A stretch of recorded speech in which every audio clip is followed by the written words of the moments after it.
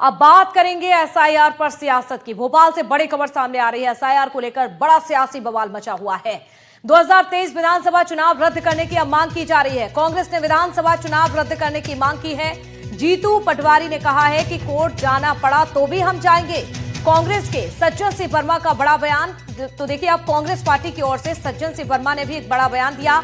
SIR में 43 लाख लोगों के नाम काटे गए हैं, जबकि 8,05,000 लोगों के नाम तो है। देखिए, उन्होंने ये भी कहा कि नाम ही नहीं मिल रहे हैं। इन्हीं वोटर लिस्ट के जरिए जहां पर चुनाव कराया गया था, चुनाव आयोग नहीं माना तो कोर्ट भी जाएंगे, ये कहा है सज्जन सिंह ने।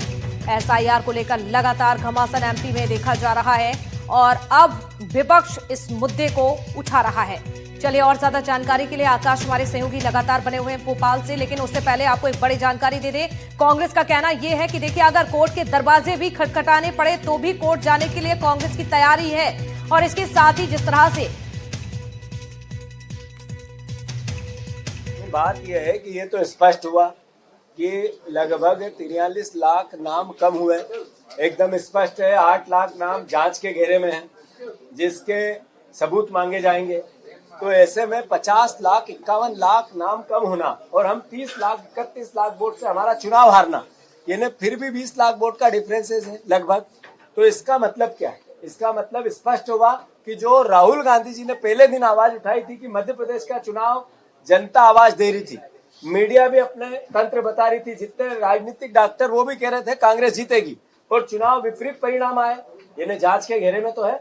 पार्टी सोच समझ के निर्णय लेके कोर्ट जाना होगा तो जाएगी। तो चुनाव आयोग से हम मांग करते हैं कि ये जो चुनाव हुआ है 2023 विधानसभा का, जिसमें 32 लाख वोट से कांग्रेस हारी, इस चुनाव को रद्द करना चाहिए।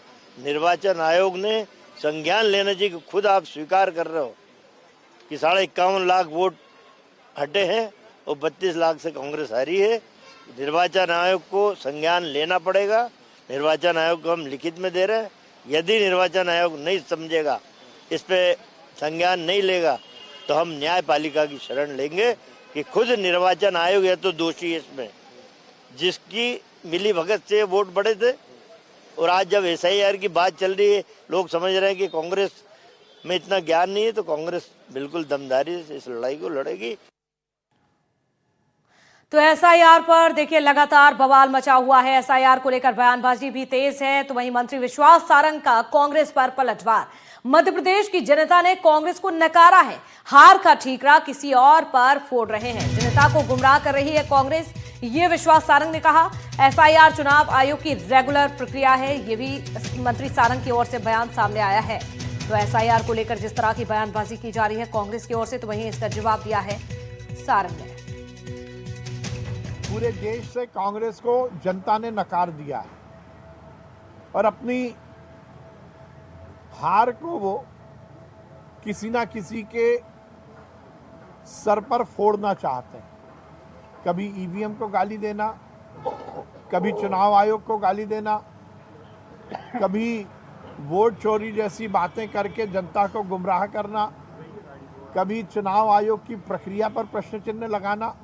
ये कांग्रेस की आदत हो गई है। मध्य प्रदेश में जनता ने पूरी तरह से कांग्रेस को नकार दिया है। एसआईआर चुनाव आयोग की एक रेगुलर प्रक्रिया है और यदि इस प्रक्रिया के तहत आपको कोई आपत्ति है तो आप चुनाव आयोग में जाकर उसका कोई मेमोरेंडम या प्रतिवेदन दीजिए ना। और आपको चुनाव के बाद दिक्कत है तो आप हाई कोर्ट जाइए। ये दोनों बातें तो कांग्रेस करती नहीं है, केवल मीडिया में आकर सेंसेशनल न्यूज बनाने की प्रयास करती है।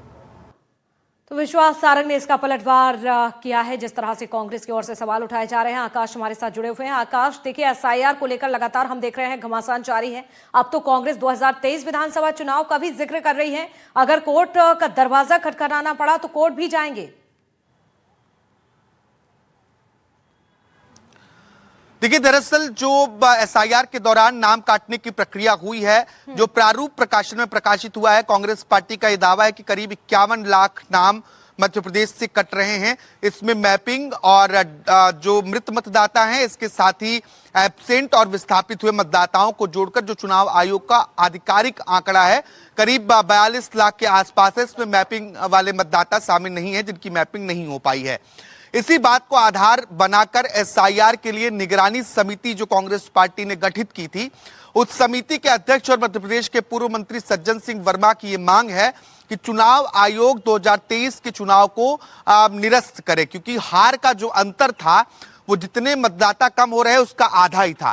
कांग्रेस की हार का अंतर करीब 30 लाख वोटों के आसपास था और मध्य प्रदेश में 40 लाख से अधिक नाम जो मतदाताओं के हैं वो कट रहे हैं। इस मांग को सज्जन सिंह वर्मा ने उठाई है और ये कहा है कि आने वाले समय में हम कोर्ट का दरवाजा खटखटा सकते हैं।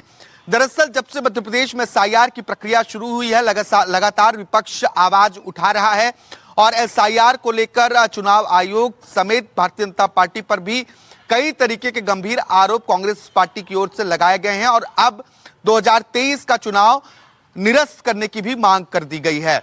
और इसी बात को लेकर जब जीतू पटवारी जो कांग्रेस पार्टी के अध्यक्ष हैं उनसे सवाल किया गया तो उनका भी ये दावा है कि जो पूरी प्रक्रिया है वो सवालों के घेरे में है, क्योंकि 2023 में जो चुनावी माहौल था वो कांग्रेस पार्टी के पक्ष में था, लेकिन जो रिजल्ट्स आते हैं वो चुनावी नतीजे बहुत विपरीत आते हैं। ऐसे में हार और जीत का अंतर और जिन लोगों के नाम कट रहे हैं, अगर इन आंकड़ों को देखा जाए तो निश्चित तौर पर सवाल खड़े होंगे।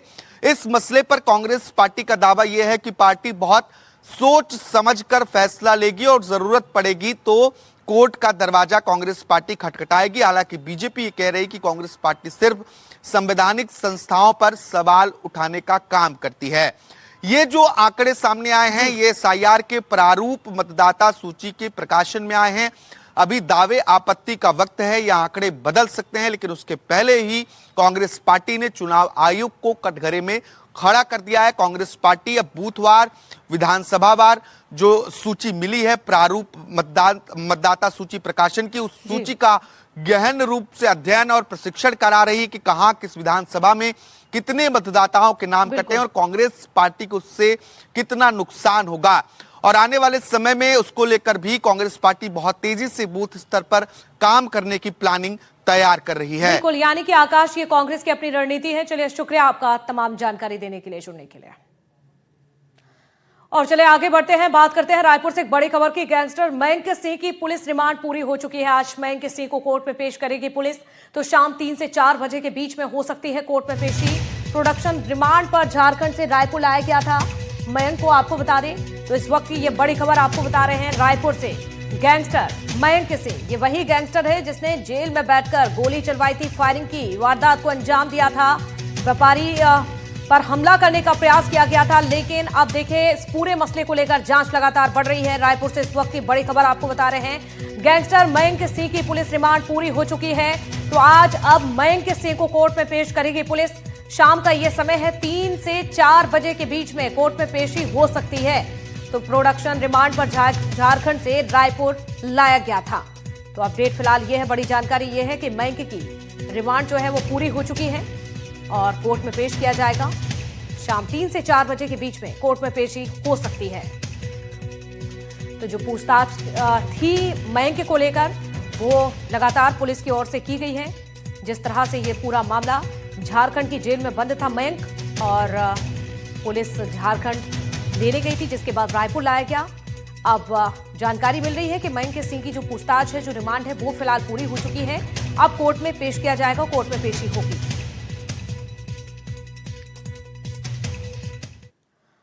तो गैंगस्टर मयंक सिंह से पूछताछ में कई बड़े खुलासे हुए। 4 दिन की पूछताछ में मयंक सिंह मिले हैं कई अहम इनपुट। राज्यों के हिसाब से तय करता था कोडवर्ड। सूत्रों के हवाले से इस वक्त की ये बड़ी खबर आपको बता रहे हैं। अमन साव गैंग का हाईटेक रंगदारी नेटवर्क का भी खुलासा हो चुका है। छत्तीसगढ़ के लिए गैंग ने जहां 29 कोड रखा हुआ था, ये कोड रखा था, कोड का इस्तेमाल इमरजेंसी में किया जाता था। सूत्रों के हवाले से ये भी जानकारी मिल रही है। सिग्ना और जंगी जैसे सुरक्षित ऐप का ये तमाम लोग इस्तेमाल करते थे। ग्रुप में कोड वर्ड के जरिए सूचना साझा की जाती थी। सूत्रों के हवाले से ये बड़ी खबर, कोड वर्ड से मयंक को खतरे की मिलती थी खबर। तो देखिए कब मयंक को खतरा है, ये उसको जानकारी मिलती थी। गिरफ्तारी की जानकारी भी कोड ग्रुप में डाल दी जाती थी। रंगदारी के लिए इंटरनेट कॉल से रंगदारी मांगी जाती थी। मलेशिया, थाईलैंड जैसे आपको बता दें देशों से इंटरनेट कॉल आते थे। तो ये तमाम खुलासे हुए हैं जांच में। जिस तरह से मयंक को रिमांड पर लिया गया था और मयंक से रिमांड में कई तरह के खुलासे हुए हैं। ये बड़ा खुलासा हो चुका है मयंक सिंह को लेकर। और तो चलिए अब आपको गैंगस्टर मयंक सिंह की पूरी क्राइम कुंडली बता देते हैं कि आखिरकार किस तरह का ये था।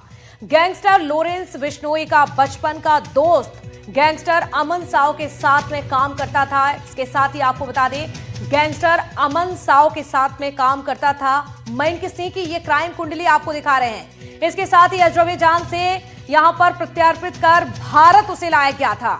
इसके साथ आप देखिए ये भी बड़ी जानकारी कि विदेश से अपने गैंग को ये संचालित किया करता था। ये पूरी क्राइम कुंडली आपके सामने है, किस तरह से लगातार पहले भी मामले दर्ज किए गए। इसके साथ ही आप देखिए रायपुर में 2024 में हुए गोलीकांड में आरोपी माना जा रहा है।